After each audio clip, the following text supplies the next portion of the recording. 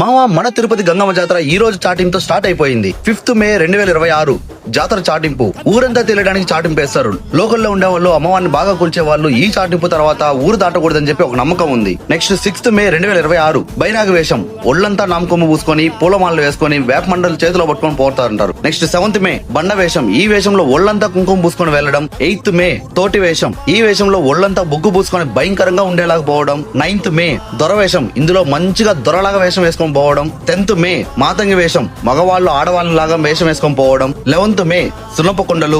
ఇక finally 12th మే తిరుపతి గంగమ్మ జాతర అంగరంగ వైభవంగా జరుగుతుంది. మన ఊరు, పక్క ఊరు, పక్క రాష్ట్రం, ఆ రాష్ట్రం, ఈ రాష్ట్రం ఎక్కడి నుంచైనా ప్రజలు వస్తూ ఉంటారు. ఫుల్ గా కిటకిటలాడిపోతా ఉంటుంది టెంపుల్ చుట్టుపక్కలంతా. ఫైనల్లీ 13వ తేదీ విశ్వరూప దర్శనం. తెల్లవారుజామున అమ్మవారి విశ్వరూప దర్శనం ఉంటుంది. ఇంకో మెయిన్ విషయం, ఈ వేషాలన్నీ వేసుకొని అమ్మవారి దగ్గరికి నార్మల్ గా వెళ్ళిపోతే సరిపోదు. అమ్మవారిని అమ్మనక్క బూతులు తిడుతూ వెళ్తూ ఉంటారు. ఆ చేతిలో ఉండే వేప మండలతో సావ కొడతా ఉంటారు. అలా ఎందుకు చేస్తారు, ఏమి అసలు ఈ టెంపుల్ హిస్టరీ అంటే అని చెప్పి నీకు నెక్స్ట్ వీడియోలో చెప్పేస్తా. ఇట్లు మీ తిరుపతి పిల్లగాడు. Bye bye.